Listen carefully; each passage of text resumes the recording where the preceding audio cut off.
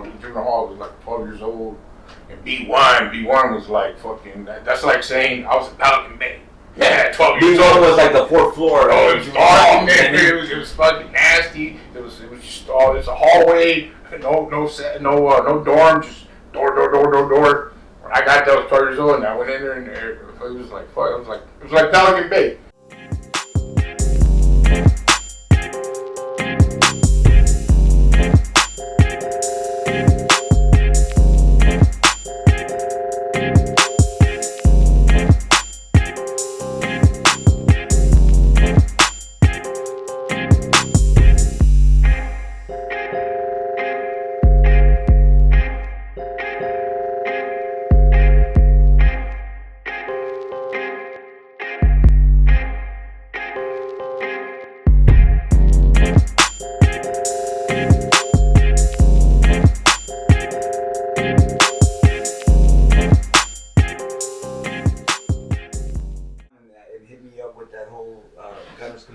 Plus, dude got at me a few times, follows me on Instagram or whatnot, but he mentions you a bunch of times. That's why, you know what I'm saying, I wanted to get with you on this whole Fred Nellis thing, see what happened, right? Not with him, but he mentions you, like I said, you know, a gang of times, and a lot of his spills when it comes to, you know, verification and certification for, you know, being down south, because he was down there too, and he was getting money, and regardless if he went to a drug program or whatever, you know, even in the drug program, you're going to have Southsiders that ain't going to want you there and believe that that's their drug program and you don't belong there.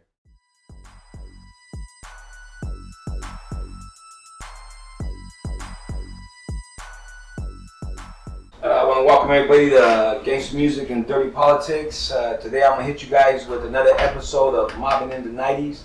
I'm going to introduce my boy, MUNCHIES, HUERO. You know him from that Vato Gunner, from Gunners Collective, speaking on the homie as far as his time and the time he did with the homie HUERO right here and Fred Nellis. I'm going to let HUERO get at you guys and run you guys down on where he started as far as getting to YA and where he ended up. Let HUERO take the mic though. So at first you get shot to NRCC, which is Northern California Reception Center, which is Sacramento. And from there, according to your age and how much time you have, they depends where they're going to shoot you. And the way you found out was that you should slide a box with the initials to where you're going, you know. And when that box slid under there, it said FCN, which was Fred C. Nellis, which means you're going down south. All right. So when I first went to NRCC, that was in Sacramento, and when I got there, the homies had just kicked off a riot. So when I actually get there, you do 72 hours locked up, and I finally hit the line. There's only like 4 or 5 homeboys that when they were going to the gym, and all the Sureños they didn't get in trouble because the homies took up on them. And so as soon as we got to the gym, it was rocking and rolling. At the same time, I was there back in '93 when, you know, all of a sudden it was a break-off between the Norteños and the Bulldogs, but there was a lot of Bulldogs there. They were still rocking with us, and then we just kept doing our thing, and after a couple riots, it was just like, all right, you want to be a bad boy? Well, you know, we're going to send you where you're going to have some fun, and that's how I went from NRCC Sacramento to Fred C. Nellis, which is in Whittier, California. And my understanding was we were only the second bus load down. So you guys kind of opened up the institution for the homies that roll up in there. Yeah, I mean, they had sent 1 bus load, and they were struggling, you know what I mean? Because it was tough being the first ones there, and you know, and again, we rolled down there 10 deep, and then, you know, by the time we were ready to hit the main line, it wasn't 10 strong, it was probably like 5. So when I went to the Y, we're talking about back in '92, and first you go to Sacramento, which is called NRCC, you get to the dorm, and when I got to go to the Y, when it was an evolving time, because not only, like, I got there 1 week, and you got to go on 72-hour lockdown, and then the next week, we're getting kites saying us and the Bulldogs ain't cool no more. You know what I'm saying? You're like, what the fuck? Like, that's half the homeboys here.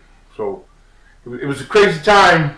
And then from there, I got shipped down south. And then, you know, when I got down there, I was second busload down there, and there was battles on that busload too, homeboys and all that. And Fresno was running with the homeboys at the time. Yeah, because I mean the word hadn't spread out yet. You know what I mean? So it was still like, and then a lot of them were like, "What the fuck that? You know, we're, you know, Fresno Bulldog North the F-14. I mean, that was their main thing. So it was kind of like word hadn't fully spread yet. So it was like a lot of them were like, "Fuck, we're still homies, all right," and some were trying to set trip already. You know. So then went down there, got sent down south. Supposedly the second busload down there. You know, there was a couple of us, homeboys from Songo, homeboys from Delano, homeboys from Merced, and Perros, and just a bunch of us, man. You know, we're all young, we're headed down there, and of course you hit Truman, which was receiving. And that's where I met Gunner. Well, then, homie's name ran by Skinner. Shipped out of NRCC Sacramento. It was 10 of us that went down there. And of course, Gunner was one of them. And we got to the receiving, which was Truman, down there in Whittier, Nellis. You know, as soon as we got there, you know, by the time, you know, because you go on the Grey Goose, you know what I mean? And it's not only picking up, you know, juveniles, it's picking up people and other. You know, we stopped at Salinas Valley. We stopped at a bunch of prisons. And there's a bunch of people jumping in that bus and shit, and you could just hear them talking about like, oh, these dudes are in for it. You guys are. Right away, a lot of the Negros and the Crips and shit were like, hey man, these fools got it out for y'all. You know what I'm saying? They're gonna get you tonight. You know what I mean? Wait till the lights go out. Be ready.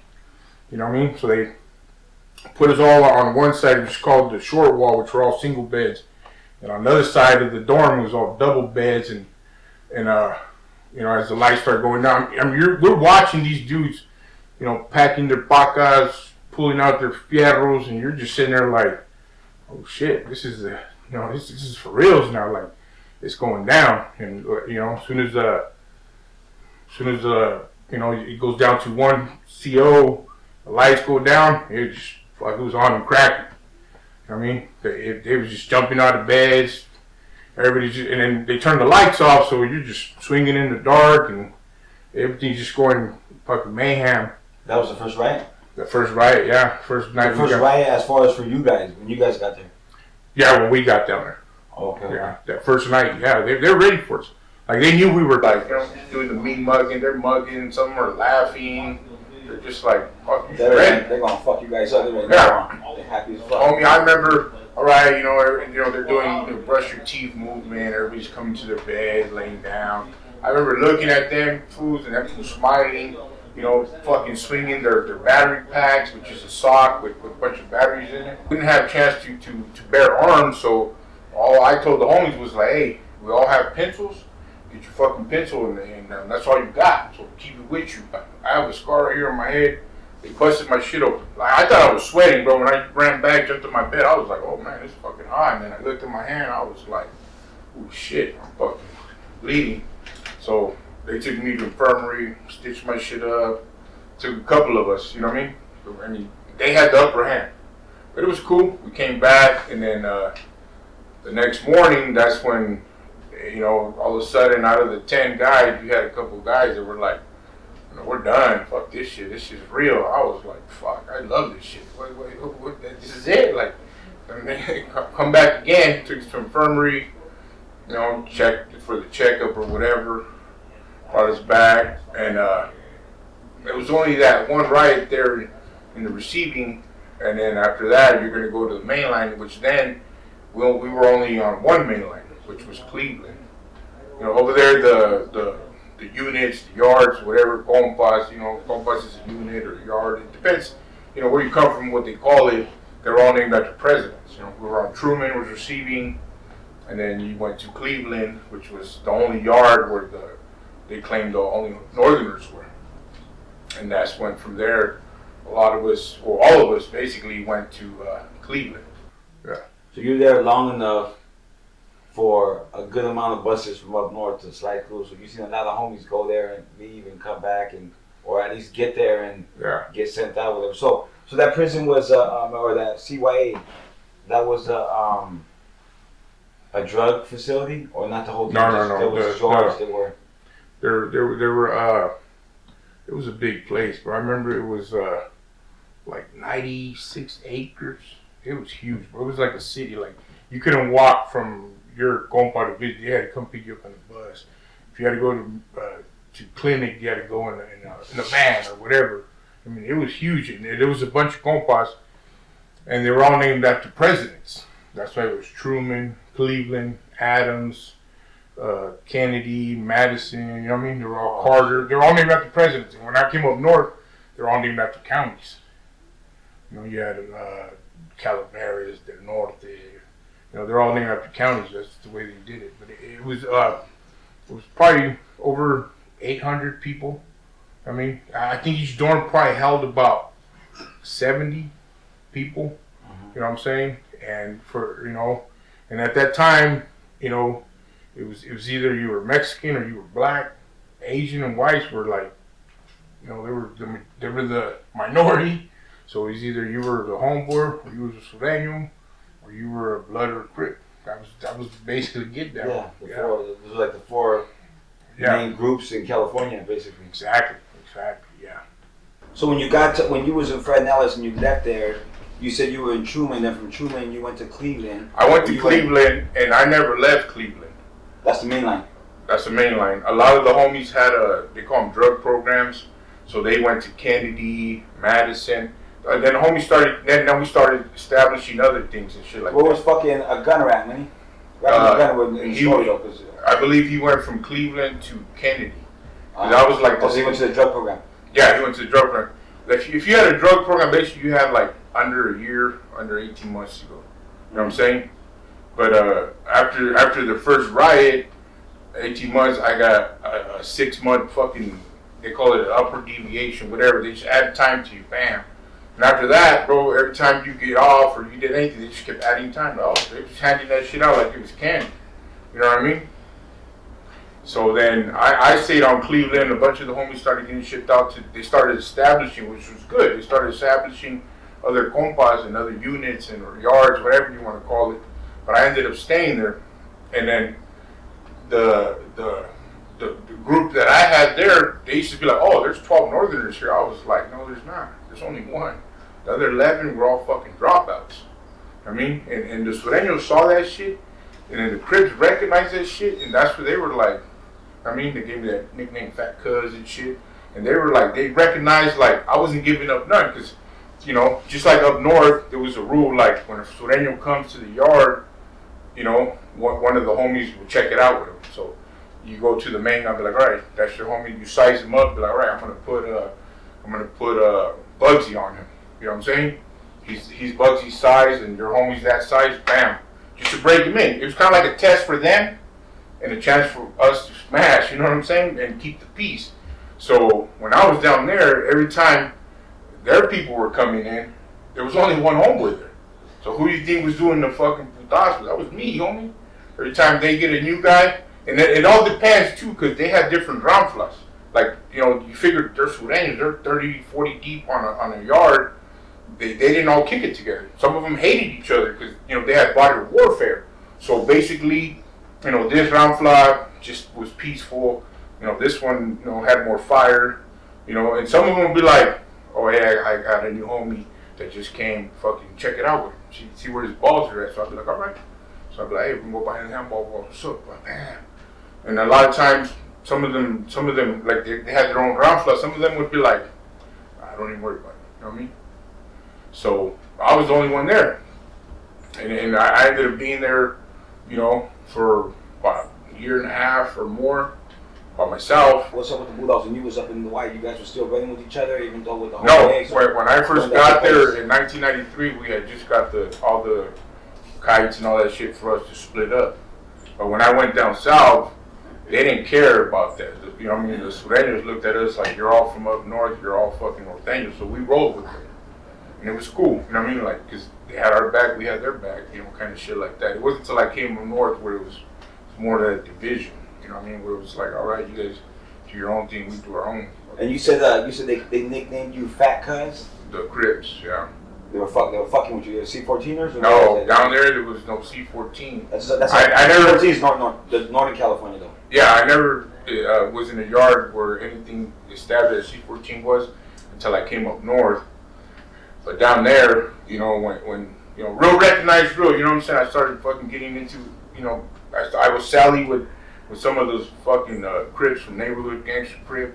They were like, damn, fat kid, you're here by yourself, you giving up. No, you're only fucking, what? You're only 13, 14, damn, you're fucking gangster. They were like, we got you. You know what I'm saying? So there was times where, you know, things would get a little hectic or whatever, and they would tell us, Daniel, you fucking touch him, we're all rocking and rolling. You know what I'm saying? Or if it was one of those where they'd be like, hey, why don't go, you know, let's just say Sureño said, hey, why don't go fucking test out this new homie we just got, go behind the walls with him. I'd be like, all right, well, I would go to the creepas and be like, hey, I mean, just watch my back just in case, you know what I mean? Just in case fucking if I go over there and mop this dude up, if they decide to run back there and mop me up, they'd be like, don't worry, we got you. I mean, so yeah, it went that way, bro. Another thing is, Gunner, he had mentioned Monkey a few times. I know you was over there with Monkey too. Yes, sir. What's up? I mean, I don't know what's up. Like I said, I don't know any Monkey's business, and I only know Monkey from when we were kids and all that kind of shit. And I remember when he went to the Y, and I know that the homie from the hood told him to go in there banging the mob and not to bang North there and all that kind of shit, and he went with that shit, and then got caught in the whole Devi shit. But besides all that shit, like him being down south, him trying to bang the mob, you know, what was Monkey about over there? And I know that you and Monkey, you know, you guys got your own little differences too. So I know you're not gonna be. I know, you know, you can easily be biased if you wanted to, but you know, I know how you are though, and I know you're gonna tell the real shit. So I'm just saying that as far, because I know that Gunner says that, you know, that Monkey wasn't all that. I know he mentions Monkey a couple of times, but what do you remember about Monkey when he was over there? I mean, you know, Monkey's from the hood. I mean, that was my brother's homeboy, so I looked up to that guy. I mean, so when I heard he was down there, I was happy. Like, oh yeah, the homie's down here. All right. And then it wasn't until I finally got to Cleveland, to the yard, you know, where he was at. Then, you know, the homies that were banging were like, oh, homie, you know, he's no good. He fucking rolled it up, basically. And I was like, what? Fucking, you know, broke my heart. But then I talked to him, you know, kind of see what's happening for myself. And I was like, what's happening, homie? And he was like, look, bro, you know what I'm saying, you know, we being from the mob, we were always told, just, you know, don't hook up, just do your own thing and get the fuck out, go back to the hood. And I was like, yeah, you know, I understood that shit, but, you know, some of this shit was more like fucking civil rights to me. You know what I mean? Like, I mean, we're locked up and we can't do what you can do. But as far as the homeboy being a fucking coward or him fucking ironing people's pants, he was doing none of that shit. But he was just doing his own thing. Basically, he was just like, you know what? I'm fucking around. I ain't gonna fucking sit here and go that way. And I'm just gonna do my own thing. And that's how it was. And we stayed there until he got shipped out to go to a fire camp or whatever it is he went to. You know what I mean? How about phases though that he had to get off and everything like everybody else on that kind of shit? Oh yeah. He's standing his ground. I mean, he was standing his ground. He, you know, like anything, you're in there and you get an argument with a negro, you get off. You guys get off in the blinds and that's it. 1-on-1, that's it. Bam. You know what I mean? He was standing his ground. I mean, he was just decided not to fucking roll with the rest. You had other homies from different towns and cities and all that shit. They were in fear of the Sureños, the Southsiders. You know, they were ironing their clothes, warming up the food, just abiding by every rule they gave. They were washing their clothes, money? Yeah. That's some crazy ass shit, G, for real. Yeah. Washing motherfuckers' clothes, fucking catering, feeding you, or something like you're straight broads, money. Hey, but you know what? They were protected. I remember one time we were talking and you had said that there was homies in there ironing fucking these fools' clothes and, you know, catering them, taking their food like they were their highness and shit like that. Break down some of that. How's that happen? How do you get in there being from up north and then get in a position where you're ironing these cats' clothes? You know what I'm saying? And then how do the other homeboys let that happen? The ones that do have, you know, the ones that are going to be, you know, running it up with these cats whenever they want to go. I mean, I think it was mainly fear, man. Like, I mean, because I mean, we weren't that solid to like get stuff started yet.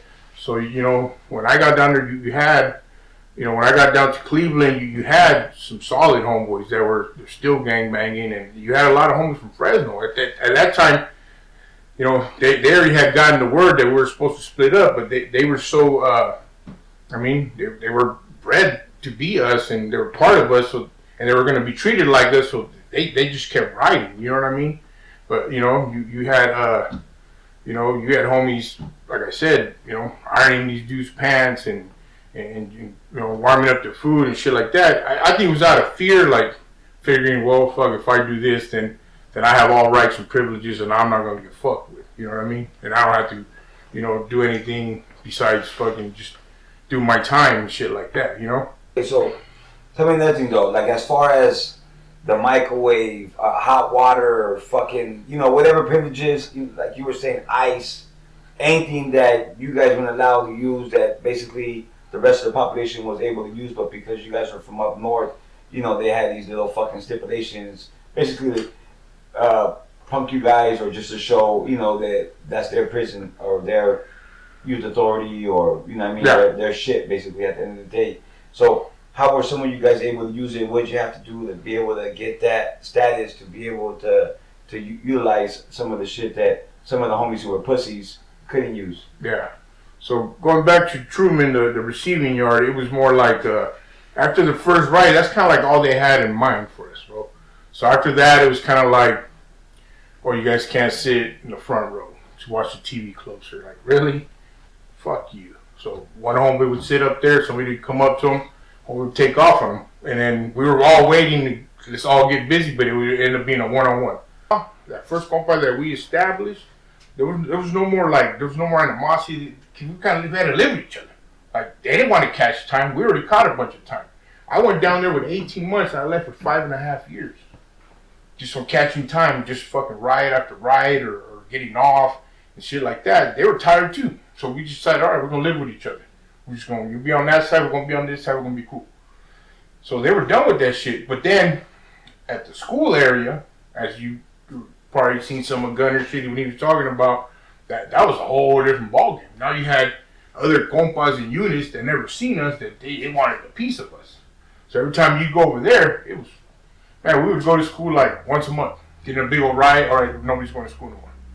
But then the dudes that were abiding by all the Southsiders' rules and fucking ironing their clothes and washing their clothes and fucking warming up their food and just abiding by all the rules, they were protected. So they can go to school. I mean, the rest of us had to sit back either in your room, your cell, or you had to sit back in the dorm and just fucking do dead time. Yeah. And half the time we ended up getting into it with each other because we just around each other all day. You know what I'm saying? You start going off the wall on some bullshit. And like when you was down south in Fred and Alice, what were some of the main gangs over there from Southern California? Florencia. What's it called? A lot of 18th Hazards. Oh, 18th Street. They were deep, bro. They were deep. They were the deepest.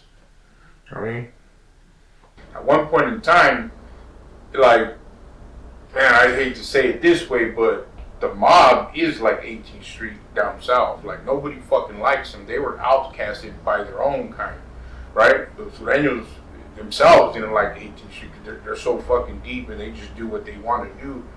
And that's how I related to them. And at the point in time, it was like, I mean, there was times where, you know, you go to school and you're sitting in the fucking classroom and there's only 20 people in there. And I you know, I got colored eyes and fucking light skinned. They didn't think I knew Spanish, but fuck, that's my first language. So I could hear them talking about, oh, right before the bell, we're going to get up, we're going to get this motherfucker. And I'm like, oh yeah, well, right before the bell, I'd be like, can I go sharpen my pencil, teacher? Yeah.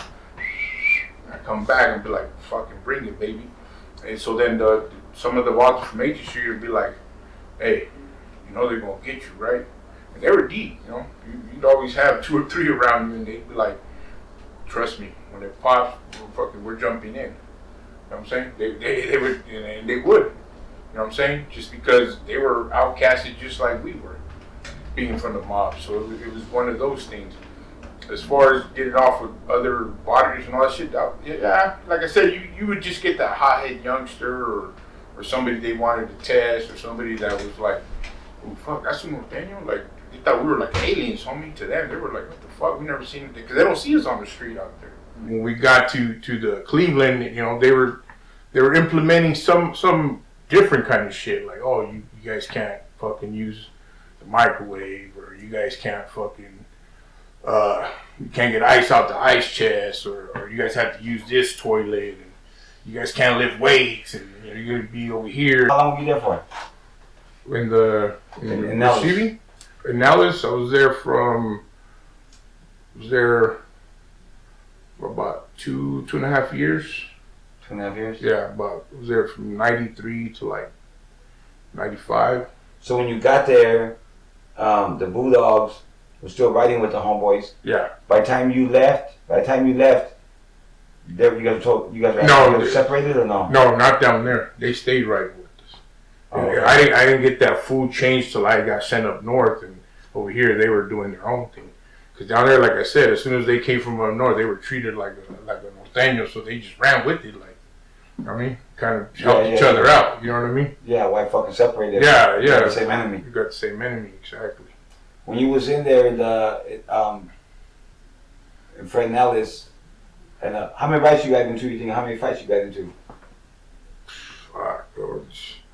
Lost count. I ended up doing like a year with no incidents because I was the only one on the yard, and I already had kind of established the respect and shit like that. So then one day, fucking slid a box under my door, and I was like, PSI. Oh, Preston School of Industry. Oh fuck, I'm going back north. So then I, next day, fucking jump on the bus, shoot up north. When I came up north, you start seeing the favoritism. You start seeing all the homies from this town are deeper than the rest of the homies. So all of a sudden, you start seeing, they're you start seeing the favoritism. You start seeing them start to single out little homies from smaller towns and stuff like that. You know what I mean? And I didn't like it because I was all about like unity and numbers and like I just came from down south. So I was like, you guys over here in fucking Disneyland when we were down there like gladiator school. You know what I mean? And yeah, of course up here there was more battles and there was more C-14. It was a lot. It was more because you had the bay up here. You had a lot more stuff up here. And it was more, up here it was more, to me it was more of a headache, more politics, more bullshit.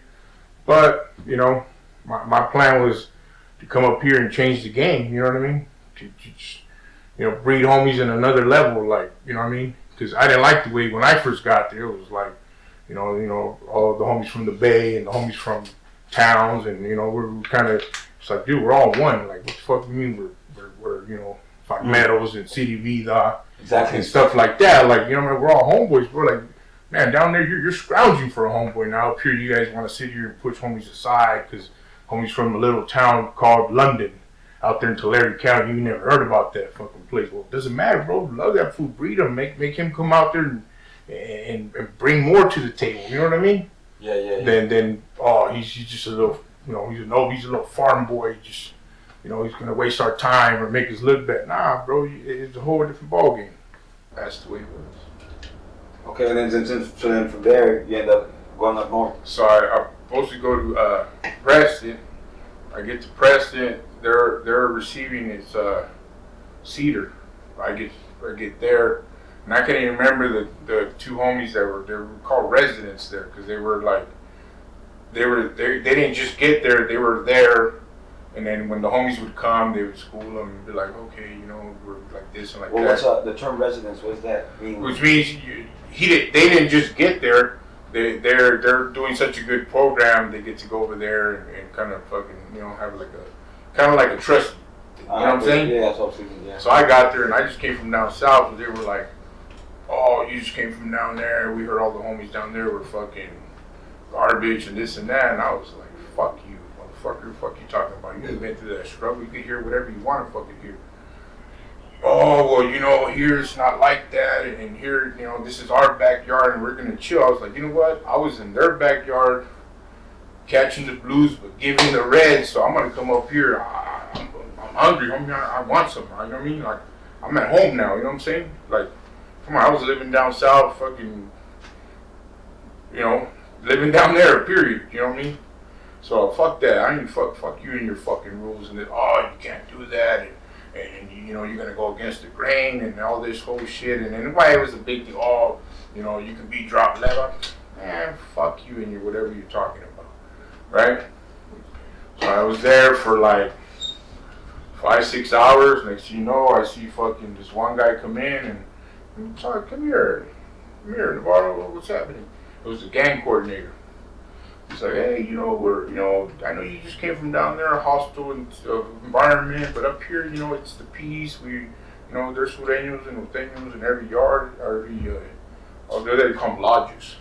And everybody's cool and nobody's fucking around. You know, things happen, but, you know, everybody's cool. And I was like, okay, cool, whatever. I don't care. You know, we kind of got like a vibe from you that, like you're gonna come here and start kicking shit off, and I was like, no, of course not, sir. And then, and then he's like, okay, go back to your fucking bed, bunk, whatever. I go back, and like 30 minutes later, I see like 3 fucking COs. You know, Navarro, what the fuck? Yeah, right here. Get up, get your shit. Where am I going? I didn't do nothing, homie. I got the fucking oil. What the fuck am I going to oil for? Fucking, you can't program here. What the fuck? So I go to the oil, and then besides, I think motherfuckers threw salt on my shit. I was also only 15 years old, and there you had to be 16 and up. So they were like, you technically don't belong here. You're like a fucking. I was always a big boy, so I look older, but they were like, you know what? You know, we're gonna send you to OH, and I was like, what the fuck is that? And OH is another institution in Stockton, which is OH closed. So then, fucking, like, went there, and then the next day, back on the bus to fucking OH, which was in Stockton. I always like in Sacramento, so it was about a 30-minute ride on the Great Goose. I get there, same thing. As soon as I get there, there's a gang coordinator. He was a Mexican, but fucking, it's like, come here, fucking. Like, everybody else is, oh, you're going here, you're going there, and he was like, come in the administration building, and I was like, what's happening? He was like, look, I know you just came from over here. You didn't even last fucking 48 hours in Preston. It's because your age, plus they felt like fucking, they were literally had to keep me in the hole for like 6 months to like turn fucking 16.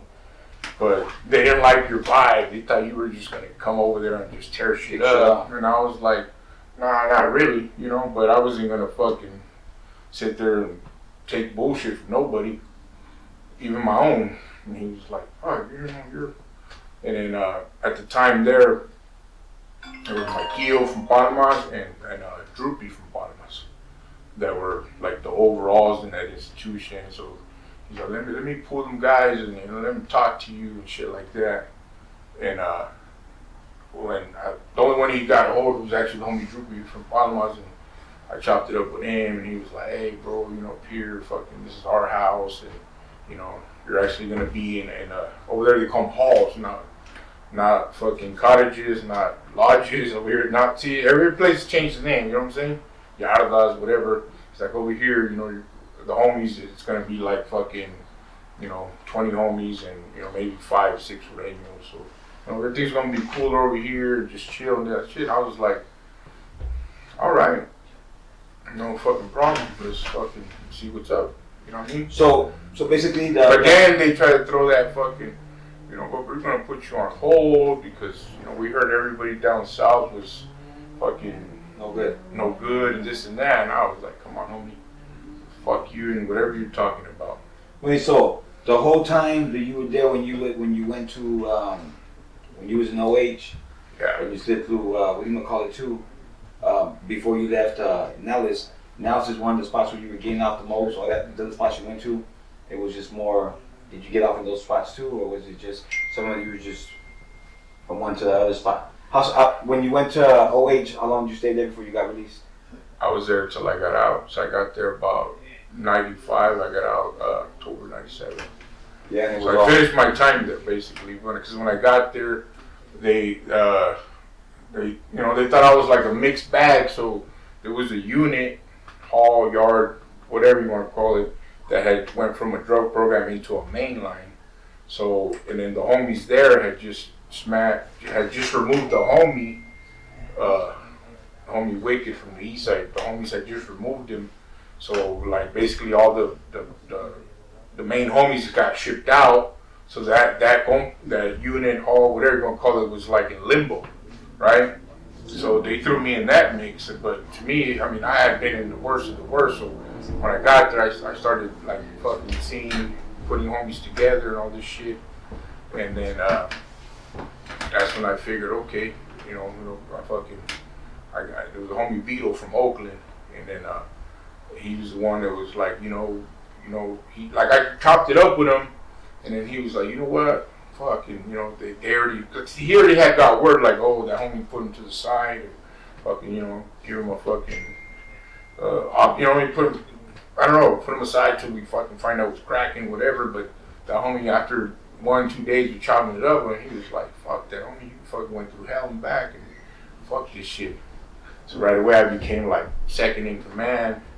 Then he paroled like 6 to 9 months later. So then I took over that hall unit, bombard large, whatever you want to call it, yard.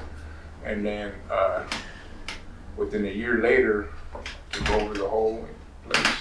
You took over the whole place? I took over the whole institution.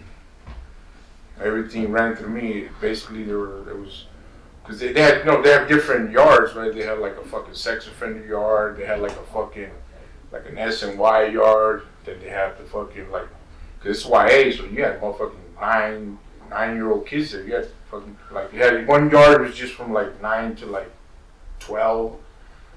Then you had 3 main lines, which was Calaveras, the Norte, Amador, and then you had the drug program Butte. So I ended up fucking being overall. I mean, but I worked my way up there, you know what I'm saying? Like I was like, because my whole plan, back to what I said earlier, was put the fucking hood on the map. That was my whole goal. Yeah, and you did that, my boy. What do you know about the whole the C14 shit with the homeboys with the Crips? They went backing you guys up, the Crips down south. Down south, they weren't. It wasn't officially C14. I never established any of that till I was up north. You know what I mean? And I had my own yard and I had my own shit going. But down there, they would back you up just because they saw you didn't give a fuck. Like they were like, you know what I mean? They used to call me Fat Cuz, and at one point in time, they were like, damn, you're like the only one on the yard. Yeah, they're claiming there's like 14 of you, but you're the only one still banging, and you're going behind the blinds, and you're doing them the favor when they get a new guy, you fucking call them out, and vice versa. When you get a new guy, they call them out. But I was doing the only calling out because I was the only homie that was still active. So you get these Crips, and they start seeing like a real motherfucker, and they're like, oh, you know what? You're a real motherfucker. I mean, next thing you know, when they would see me start getting into an altercation with the Sureños, they would jump in and be like, nah, ain't gonna happen like that. Or you know what? You guys move on him. We're gonna make it a racial thing. I mean, and it feels fucked up to get put in that situation because you're like, well, I'm a Mexicano, Chicano too, but I mean, you're fighting for a whole different cause. Yeah, hell yeah. But there's a lot of times, man. If it wasn't for them, homie, I would have got fucked up. I went from being in the dorm to an honor room, bunked up with the madman from Rolling 60s Crip. He weighed like 100 pounds. But let me tell you, he was respected like a 400-pound man. Because that motherfucker, he was a firecracker.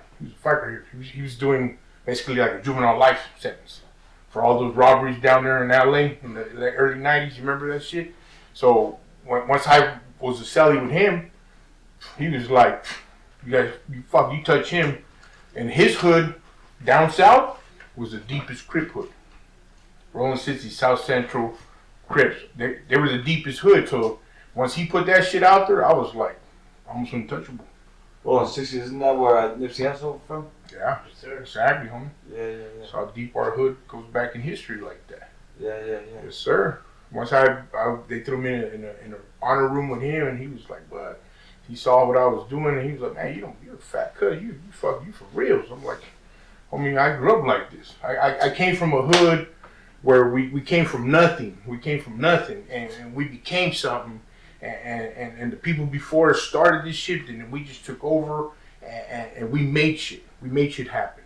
We went against all odds. We went against all hoods, even those things. I mean, there was time where I fought more homeboys than anything in my life, but that's where I came from. That's why when I went down south, to me it was like, oh, what's fucking new? You know what I mean? And when I came up north, it was like, oh, here we go again. I remember going to Chow Movement one time, because B1, like, you know, it's so high security, you didn't go to Chow, because everybody was like, fucking. One time you go to Chow, if you had like 5 people already committed to YA, then you'd go to Chow, but you never did, because one of the rules there was, as soon as you get committed to YA, you bomb on a that same night, so, or Sudan, whatever. So fucking, we never had 5 people, but this time we had 5 people, because there weren't homeboys going to YA, and I happened to be already getting ready to go. I went to YA May 10th, 1993, and I went to Chow my first time ever. I was like, oh fuck, you fucking, you don't have to eat yourself. I went to Chow like this. I walk in there and I'm in line. I look over there, and the homie got chances right here, picks up his sweater and goes, points at the West Side Mob, and he was like, you? And I was like, fuck yeah, homie, you already know, bro. Come on now. He was like, all right. That's old school. That's fucking history shit. And from moments like that, homie, that's the shit I ran with. You know what I mean? I was like, I don't give a fuck. I'm with the mob on the map. That was my goal. Do what I gotta do. I don't give a fuck. 18 months, 5.5 years later. You know, it's sad when you gotta tell mom, hey, you know, it's 6 months, 4 months. Like, they was just handing me time like it was candy, but I was like, I had a purpose. Also back then, in the late 80s and early 90s, if you were from the west side, the homies made you bang horseshoe. You know what I mean? Just like that's why when when JB went to YA and started claiming horseshoe, when Joe Pena went to YA and started claiming horseshoe, these dudes were from the west side mocking, but they were going to the Y, and these dudes were making them bang either west side or horseshoe and keeping the mob out of people's mouths. So I'm saying that was something that like East Side Hoods was doing to Capitol Park. You know what I mean? Yeah. Make them shut down. Exactly. It's easy to jump on the bandwagon, right? Oh, fuck, join the winning team, right? Who doesn't want to join the winning team? But, you know, being from West Side Mob, we grew up as underdogs. Because when I got to the Y, I was basically like the first homeboy that was banging West Side Mob to the fucking fullest. Like, I didn't give a fuck. Like, I was tired of people saying, oh, I'm from the West Side. Horseshoe? Fuck. Nah, I'm not from there, homie. I'm from the mob. And they were like, what? The mob? Yeah, shit, you better ask somebody. Some of the perks, best moments of my life was when other homies, after I got out, I never went back, either there or the Pinta or none of that shit. But when homies would get out and they'd be like, hey, I was over here, and motherfuckers would say, damn, you was doing it. Exactly. And it always had the fucking mob behind it. That was my whole plan. That's real life shit though, money. Because I can remember when we were writing each other before I went to the pen. You was in YA, and I was going to prison, and we were writing each other from the county. And I was writing you, and I was telling you I was going up there. And I remember a lot of cats were coming from YA, and they were like, "Your boy Whittier, Munchies is putting it down inside there. Your boy Whittier, Munchies this." So I mean that's how I know he was putting it down. And like I said, you know, besides Gunner, I'm talking about back in the '90s, late '90s, motherfuckers still. Had your name in their mouth in a good way though. You feel me? Always spoke highly of you. You know, you putting in work and doing your thing out there. I told you, I was also on the pen with a couple of black cats from Grape Street and a couple other neighborhoods out there that knew you from down there too. You know what I'm saying? Gave you mad ass Grape Street Watts. Never forget the crip named Spit. That motherfucker was like, you know, man, you fat cuz, you fucking crazy. Right? Fuck. He gave me some, because over there up down south you had your own chairs. So he was like, fuck, you can have those chairs. Fuck, that's you. That's for you and your boys, you know? Just because, you know, real recognize real, bro. You know? Yeah, that's love. So then you, from there, from Oasis, you got released then? Then I got paroled October 9th, 1997. I got out. And then that's when the hood was at its peak. So I fell right into it. Then a couple months later, I was at Alma fucking handball courts, and somebody said, Cachetas is out and he wants to meet you. And I was like, where's he at? Oh, you know, I think he might be staying at Tina's. That was your sister's pad, right on Alma, right, the apartment. And I was like, but he's gonna meet up with you. And I was like, all right, continue chilling right there. That's when I was next thing you know, next you know, the fucking homie pops out. The fuck? I thought it was supposed to be like a meet later. Popped out, got together, and then fucking started masterminding shit. Cause even before I got out, while I was in there was homies, wasn't too many homies from the west side doing YA, homie, but there was one homie, the homie Shorte, and I remember he was telling me like, fuck man, your fucking hood's out there just taking over. They got a hood in Allen San Carlos, and then I was like, yeah, really, fuck, how'd that happen? And he was like, oh, the homie got Chad just fucking got that shit going, this and that, and I was like, oh, fuck, I'm about to get out.